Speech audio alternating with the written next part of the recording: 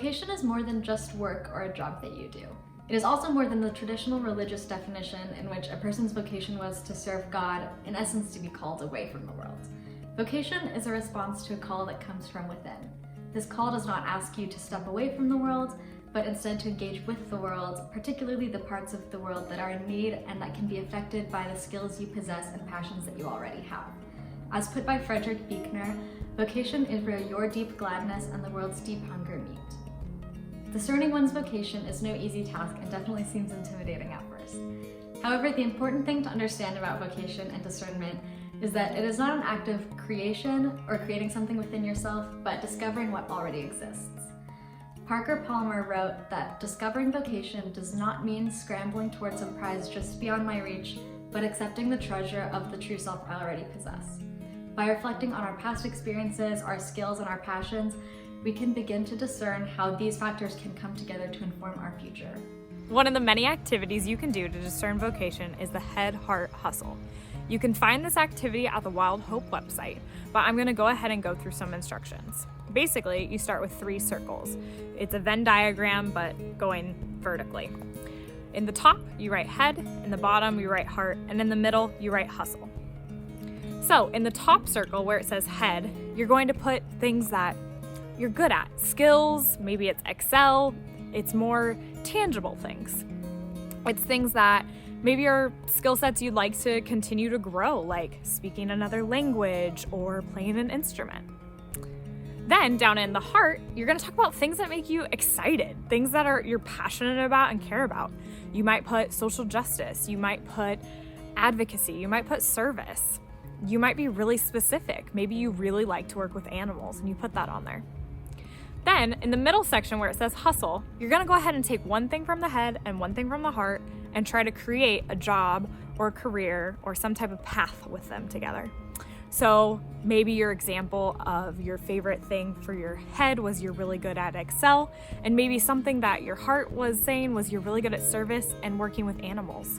So maybe your hustle is working for a nonprofit that supports animal well-being and helping them with managing their money and managing their books through Excel sheets.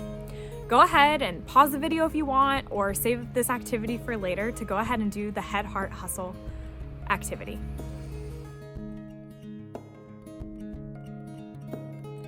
My vocation more started as what I was trying to avoid doing. My mom is an educator, and for my entire life I've always said that I'm not going to be a teacher, I'm not going into education. And here I am.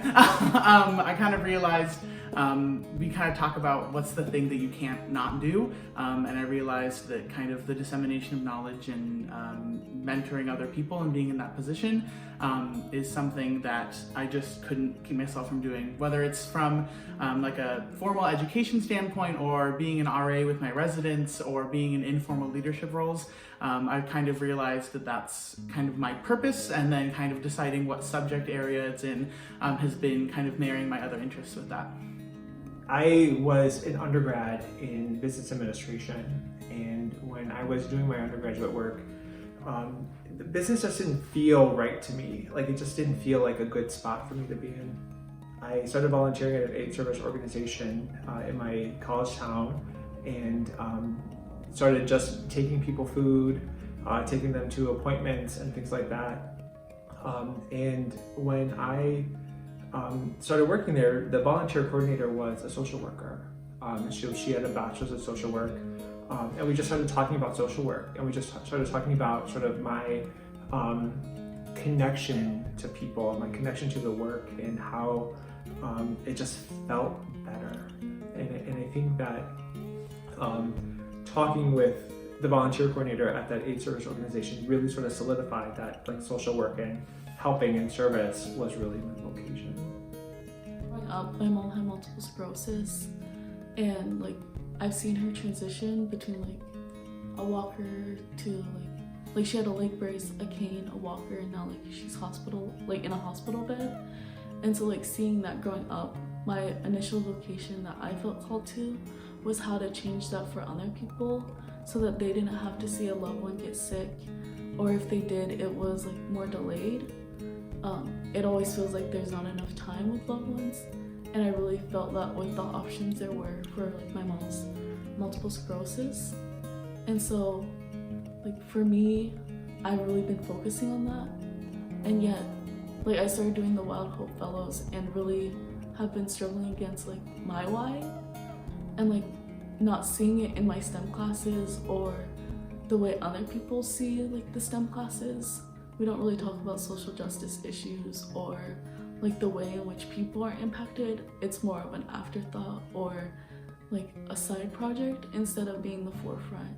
And that's where I've always seen myself in position to like being a biology major, of like hoping to go into biology research.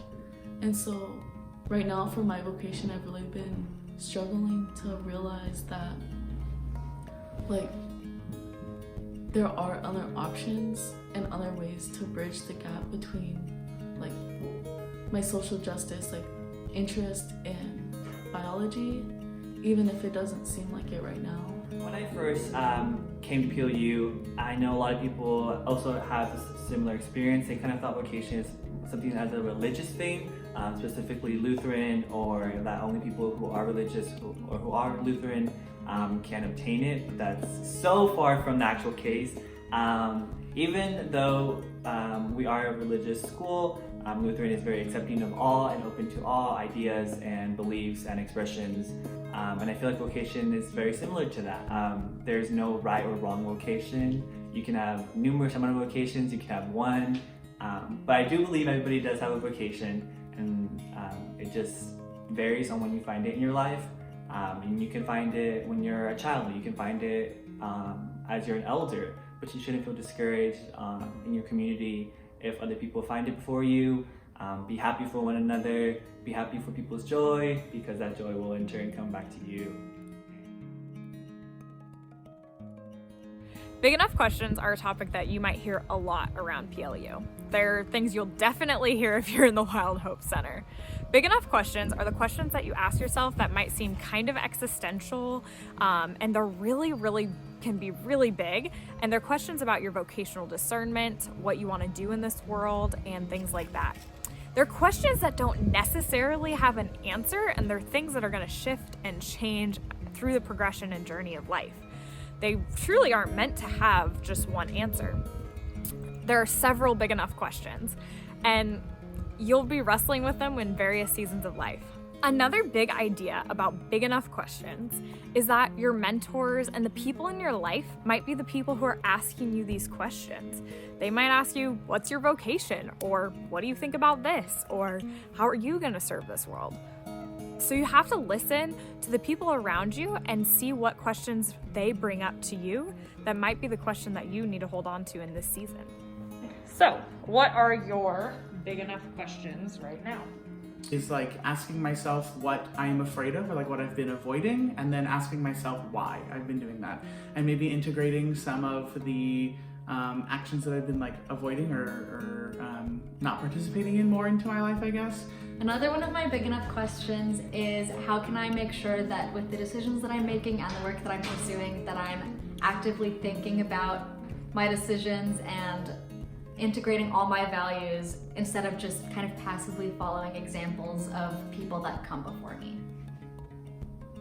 I'm also struck by this idea that regardless about how prepared I am or think I want to be or will be, there's always something else that happens.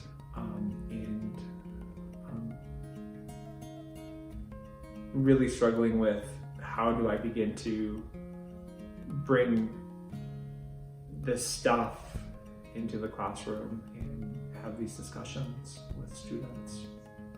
I wonder, how do we truly love and show up for people where they need it? The other one is, how can we get more nurses? I think they're kind of all related things, but how can we get more nurses to be more or become better advocates for their communities, even before your life begins until the very end, when someone dies.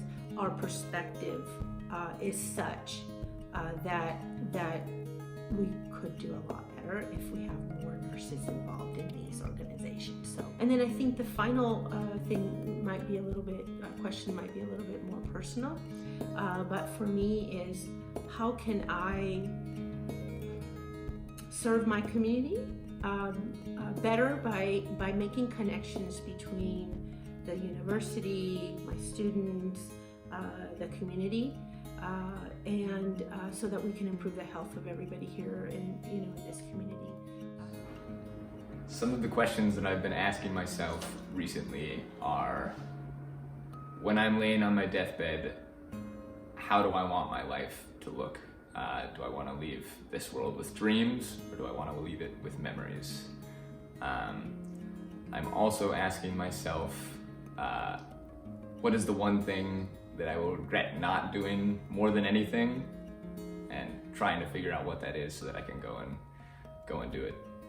I'm also asking myself what it means to be a good leader.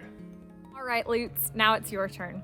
It's your turn to list out your big enough questions. On the Wild Hope Center, you can see more information on other reflection sheets regarding vocation.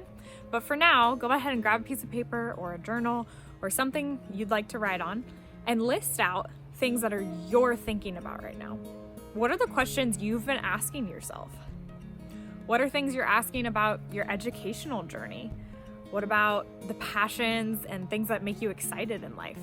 Think about all those things and go ahead and just jot a couple questions down that you're thinking about and that are on your heart and mind.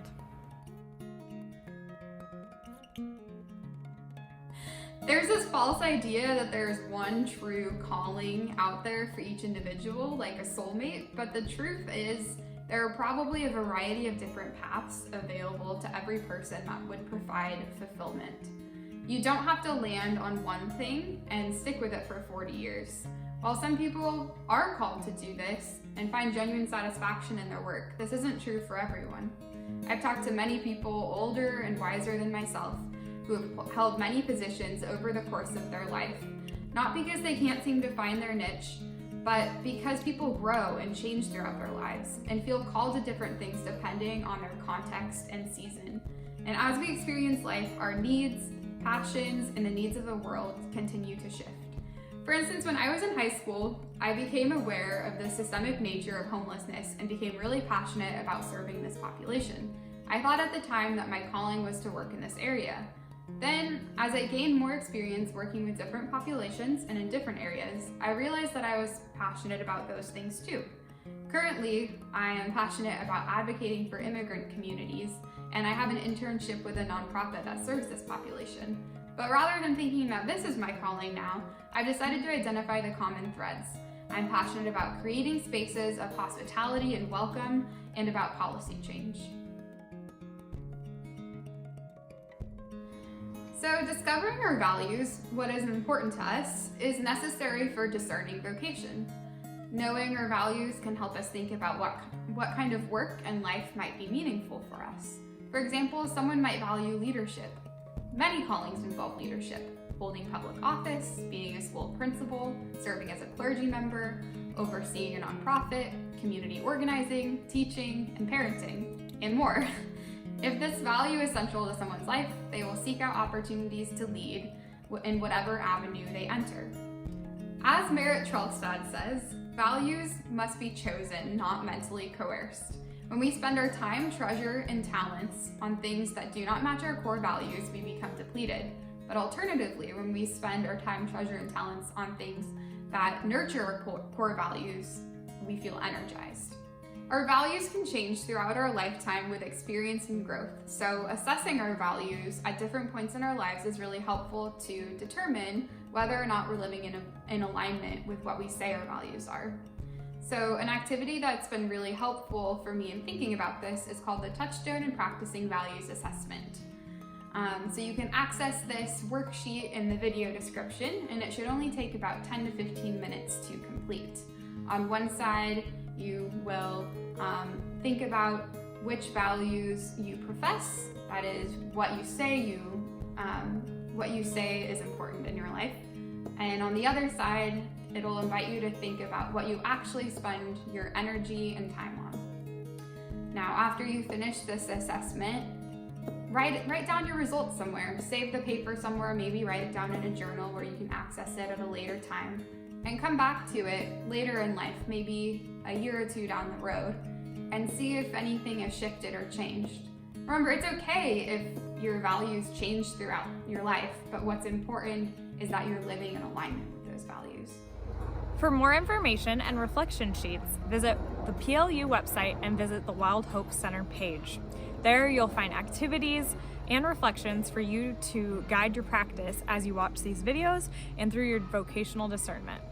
Thanks again, Lutz, for watching. We're excited to have you on this journey and support in any way you need. Come to the Wild Hope Center sometime soon.